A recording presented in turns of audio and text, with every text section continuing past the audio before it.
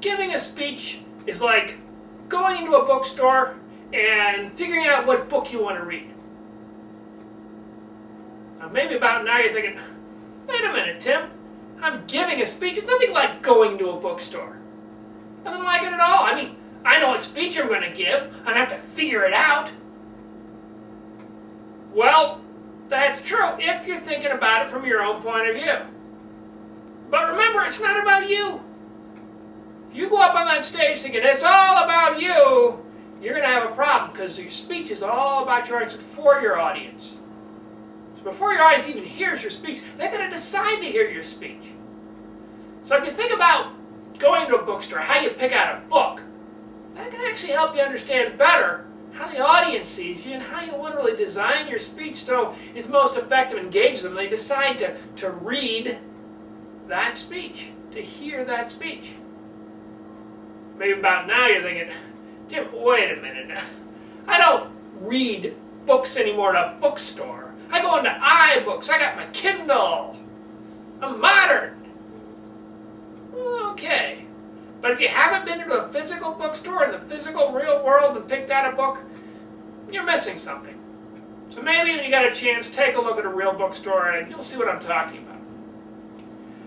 For the rest of you, if you've ever been to a bookstore, and have been to a bookstore and you're taking a look around it, the first thing you do is you come to the bookstore and look around. And you figure out what your favorite section is. You gotta have a favorite section. Maybe you're interested in science, maybe in fiction, maybe in mythology, maybe in anthropology, maybe in something else. There's history, poli-science, something in that bookstore interests you, some section you go to. And again, if you haven't been in a real bookstore, take a look at it, try it out, same sort of thing happens. Even if you're online, there's still some sort of category thing that happens, but it's not the same as in a real bookstore. So anyway, you go to the bookstore, you take a look at that section. What do you see? Titles. Nothing but rows and rows of titles. And you start scanning through all the titles, trying to figure out which one you actually want to take a look at. You may have heard the expression, you can't tell a book by its title. Frankly, it's kind of a stupid expression, because if you're at a bookstore, all you have to go by the book is its title. Maybe you can take a look at whether it's a different color, or you might like the color, you might like the design of the title, but pretty much it's the wordings of that title that get you interested in, right? Yeah, exactly. So, okay, there you're in a bookstore, taking a look at the titles. Take a look at all the titles, and you decide, I'm going to try this book. You pick out a book. You saw the title, it interests you, you said, okay, I'm going to take out the book. And you look at it, and that's what you see. If you're taking out this book, that's what you see. You take a look at the book. Okay. All right. Then you take a look at the back. All right. You notice the picture. You start reading a little bit about the author. You see the reviews there are written about the book. And a little summary here. Okay, okay.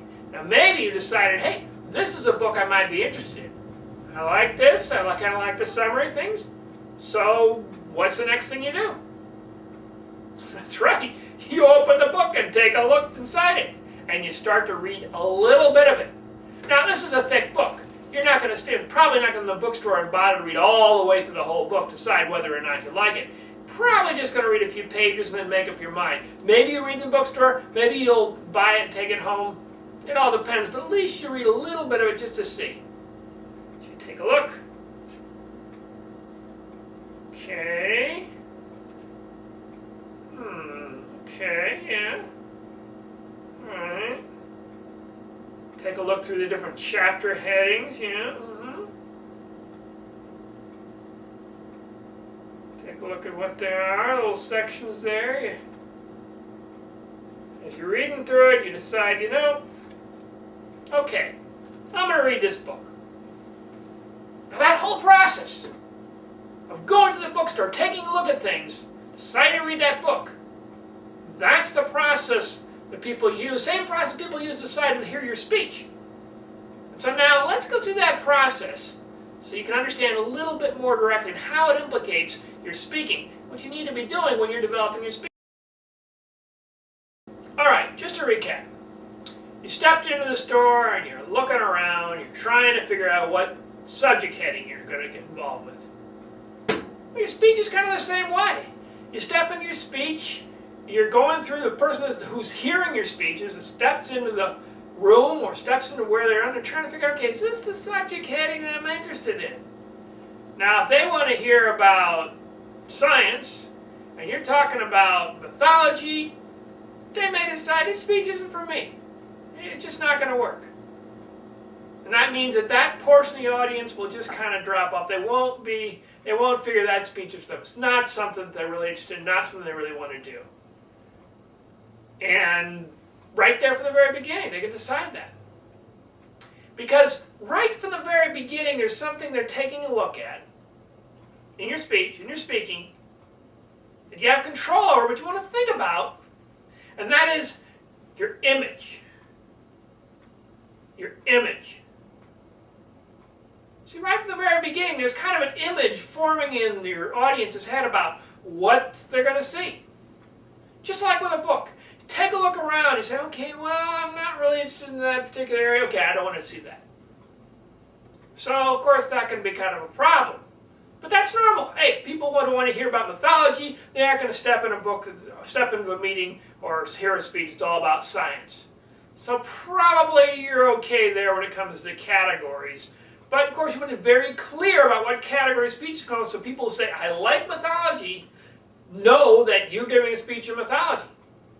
They understand that your speech is in the right section in their mind. You want to make that very clear.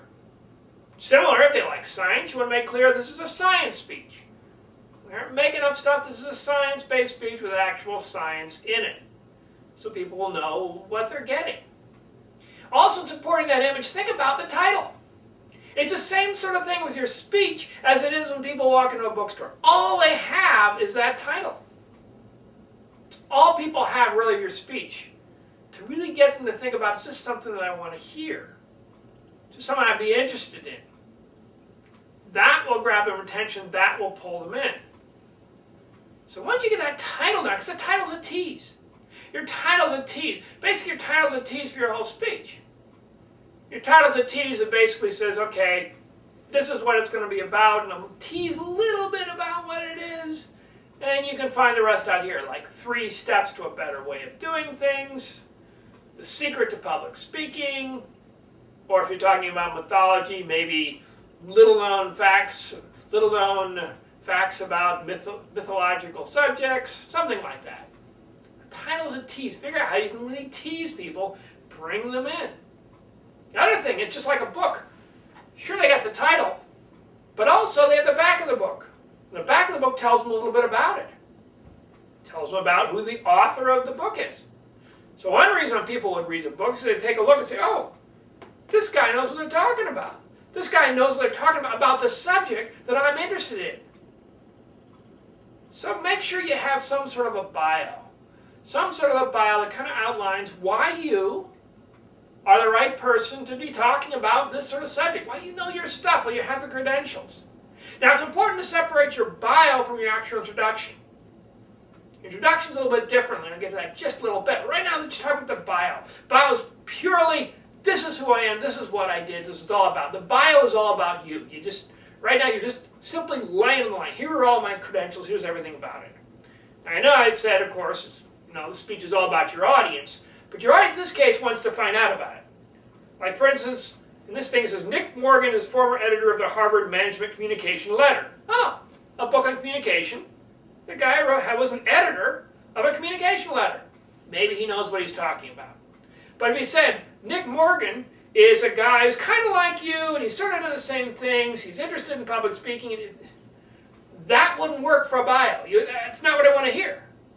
When I get a bio, I want to hear everything that makes you special. That's where you put the special stuff. But then for your introduction, your speech introduction, right before you go on, that's a chance to connect with your audience. And say, hey, I am just like you. I've had these experiences, I learned something, some people helped me learn something. I want to share with you what I've learned over the years. That's where you make the connection to the audience. So your bio is strictly for, hey, this is the blurb on the author, just like the author blurb in the book. But when you come back to the introduction, it's more like the description of the book. This is how it relates to you. This is why you ought to be interested in it. All of this has to do with your image. Once you have your image, you're ready to the next part in your, okay. You've been shopping for your book just like the audience has been shopping for your speech. And they're getting a little bit interested in it. Just like with a book, they're saying, okay, hey, we've got this interesting person who seems to know what they're talking about. Good, okay. Seems like it may be a good book, good speech, fine. And I see some of these things here in the introduction. It's relevant to me. Great, there's things I'm interested in. They seem to understand where I'm coming from. Great, so the image is down, set. That's ready to go. Now, in order to really get them involved in your book, you need to take that next step. And it's that sort of thing that happens when the audience starts to flip through their book. They're looking for something. When you flip through a book, you're looking for something. You aren't sure what it is, but definitely there's going to be something. And that's the key. Getting that something. And that something in your speech, and even the something in reading through a book, is all about the reaction. The reaction. So what is your reaction to the book? And really, in choosing a book, sometimes it's simply as love it or hate it. You're kind of looking through and saying, okay, how do I really react to this book? Is this something that grabs me and pulls me in and I think, oh man, I got to read more of this? Or is it more like, whatever. Just toss that aside, no big deal. What's the reaction? It's the same thing with your speech. Your audience is at the very beginning of your speech. The very first things you say. If it doesn't bring the audience in and pull them in and get them involved, they're going to toss it aside. Or put it back in the shelf. Just toss it aside or put it down somewhere. Just like a book. It's that they pulled a book off of the bookcase and decided, yeah, I don't want to read this. You don't want that reaction. You want the reaction of, hey, I want to hear some more about this. So you want to get them involved right from the very beginning. That's what it's all about. And a simple way to do that is thinking about audience focus. Audience focus. In other words, focus on the audience first. Audience first. So you have audience first. You're focusing on the audience first. All of a sudden the audience thinks, hey, this is for me. And there's a simple way you can focus on the audience first, and it simply involves using the word you. Now you may have heard different things about this. You've seen different people. Some people say, oh, don't use the word I, use the word we. The problem with the word we is, frankly, it is literally the plural of the word I. If you're trying to avoid the word I, do not use the word we because they are the same words, basically. I and we are interrelated. I is singular, we is plural. So that's not going to get you too far away from I'm talking about I, and as the speech goes on, I, that really disconnects from the audience. We is sort of like, hey, I'm still involved in this. But once you say the magic words you've completely separated from attention to yourself and you turn the attention to the audience. The same thing in a book. You get a book and it talks about, hey, I did this and I'm so wonderful and I'm so great. You may think, geez, get over yourself already. What does he have for me? I mean, if you go into the book and all the person does is name drops, I'm just the most wonderful author in the world and I'm just got all this great stuff and I'm doing this and I'm doing that, and you're like, yeah, but how does it help me? You ever seen books like that? The author just kind of goes on about themselves and rambles on, and you don't know where the heck it's going, except the author lives himself a whole lot. You ever buy those books? Probably not. Same thing with your speech. Use the you. Pull people in. Get that audience first. Audience first, they really get involved and sort of think, okay, that's the reaction you want to get. Now, some speakers will tell you at the very beginning you want to get the audience to clap. Hey, let's hear a big round for the fill in the blank here. And while that can be okay, at the same time, clapping at that time gives you sort of a, some people in the audience may think unearned applause. They think like, well, you haven't really done anything to deserve clapping. Why should we clap now? And it can be a little bit lame sometimes.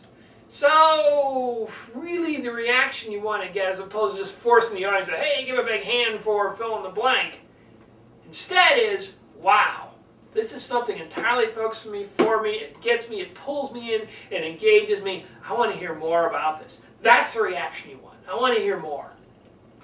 That's the audience reaction. All right, we're almost there, but remember in the book, there's something else that book has to do in order to really get you involved, in order to really get you to read, in order to really get you to buy it. All right, as you know, you got the image right at the very beginning. Take a look over, like the title, okay. Beautiful front, nice back, nice picture. You know a little bit about who the author is, great. Same thing in the speech, like the title, like what's going on, okay.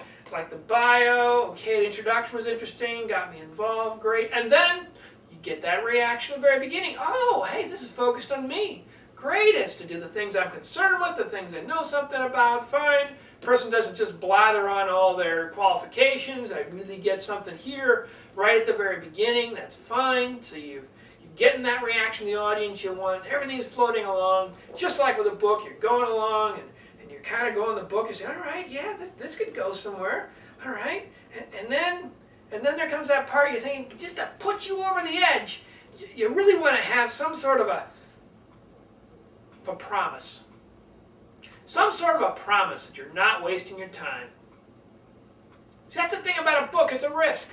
You got to commit a lot of time to going through this book.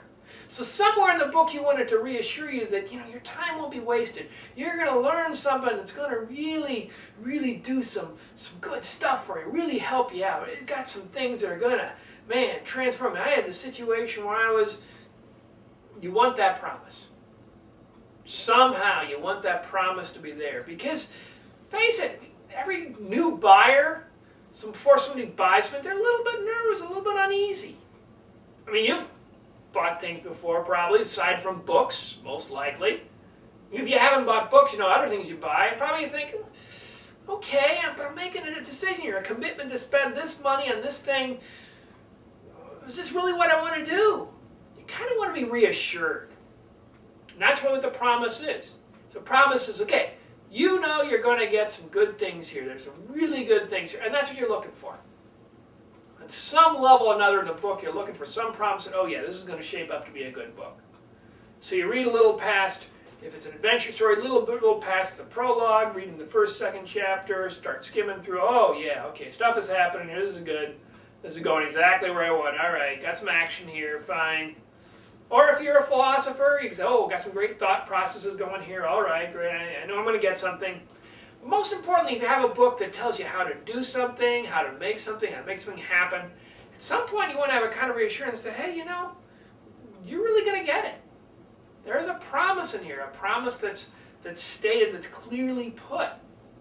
And the thing about the promises is that, again, you want to avoid I. And it goes back to your speech, doing your speech.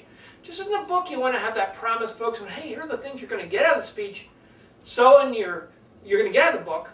That's from the book's point of view. These are what you're going to get out of the book. So in your speech, when you're giving the speech, you want to tell your audience, here are the things you're going to get out of my speech. What the audience does not want to hear is, I'm going to teach you idiots how to do something you never did before.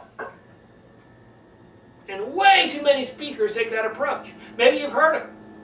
And start out, today, I'm going to tell you how to do this, and I'm going to tell you how to do that, and I'm going to tell you the other thing is, I know everything, and you know nothing, and just shut up and get out of my way. You heard speeches like that? Have you hated speeches like that? A lot of people do. And it's such a simple mistake to make as a speaker, just changing things from, hey, you're going to learn to, I'm going to tell you. No good. So again, instead of that focus on yourself, I'm going to do this, I'm going to do that, in your promise, you're going to learn, you're going to discover, you're going to find out. Now, you may be thinking, Tim, is it really that big a deal? I mean, come on. It's just a few different words. I'm going to tell you versus you're going to learn. I mean, it's not that big a deal. Think of it this way. It's a completely different focus to say, I'm going to tell you, as opposed to saying, you're going to learn. Notice when you give the latter example, the second example, all the attention, all the energy is focused out.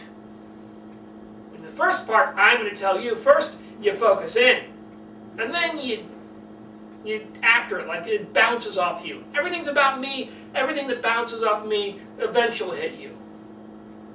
But the other way, it's all, hey, you're going to learn, you're going to get, it's all about you. It's just a whole different energy to that. That's the power. You have that good promise. All right, so today we took an exciting trip through a bookstore. As I said, if you haven't been through a bookstore, you might want to go to one, because you see there's a lot of things you can learn with physical books. Yes, they still exist, actual physical books. Even though there is Kindle, there is like iBooks, etc., still physical books. I guess you can learn something from them. So you can go into that bookstore, just like with your speech. In the very beginning, it's all about the image. You figure, okay, well, what things did I want to think about from your audience's point of view? Well, what am I really interested in? That's where your audience comes from. And most likely by the time they decide to listen to some speeches around things that they focused on, okay, these are the things I'm interested in, all right. And of course, if they're not interested in what you're talking about, then they're not going to come to your speech, or if they do come to your speech, they're not going to be interested in it. But if they are, at least they know about it. And from the very beginning, you got that title that captures their attention. The title's a tease. It pulls them in, it gets them involved, and they think, okay, yeah, I like that, yeah, okay, good. And then you get a little bit of a bio, helping your image also. Here's kind of the background about who I am. All right, you're the right person. Introduction, all audience focused. All about, hey, you got this problem, you know, I've been there before, I've learned some things along the way you're going to find out about, you're going to discover, those sort of things. In your introduction, before you even get up on stage, just to kind of say, you know, that's kind of the image you want to have of, you're going to get something out of this. So already, you got something going there. And then, once you get out, actually want to build up that reaction. That reaction they have. And you want that reaction to be built up by really focusing the audience and saying, hey, it's all about you. It's all about you. And that will cause a reaction of just, hey, your audience will start leaning in. Okay, interesting. Tell me more about me. Because that's what people are, maybe. You know people?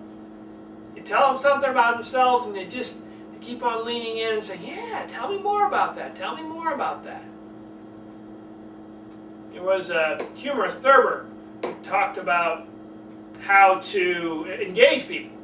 And one of the tips Thurber said was, just get a person talking entirely about themselves. And Thurber continues to say, and then tiptoe quietly out of the room. They'll never notice you're gone. You ever have that happen? You get entirely focused on yourself and all of a sudden, boy, you're all involved. You're just getting that whole reaction, interaction all inside yourself. It's, oh, wow, great, you know, we'll talk about this stuff. That's a reaction. So, okay, you got your image, you got your reaction, and then finally, you get the prompts. Now notice, from the very beginning of your introduction, in the image setting, you got a little bit of prompts there. You're going to learn, repeat that when you're actually giving your speech. Hey, you're going to learn some things today, and even kind of lay it out. You're going to learn this, you're going to learn that, you're going to learn the other thing. Just so they really get the sense, okay, there's something here. Not only introduction, but that you're aware of your introduction, and you still plan to give them all that important stuff. You still plan to focus entirely on them, on their needs, their wants, their interests. It's all about them. So you will learn, you will discover. And that's the promise. That's a promise you as a speaker make to that audience. That they're really going to get something out of that speech. That you're going to do your utmost up there as a speaker to make sure they get it. That at the end they walk away and they say, oh, okay, I learned this, I learned that, I learned the other thing. It's a great thing about making a promise. Because at the very end of the speech you say, did I get anything out of it? Oh yeah, that's right, I got this, this, and this. I actually learned, I got something out of that speech. And you promise it up front, and you deliver it. That really can have a powerful effect. Because that's the challenge of speaking, giving speeches, wherever you are. Whether you're at a conference, or whether you're in a Toastmasters club, or whether you're doing it at your work or your business, How do you get people really involved and really interested in that speech with all the distractions and all the things going around? How do you make all that happen? And this threefold approach, image, reaction, and promise, can really help take your speaking to that next level.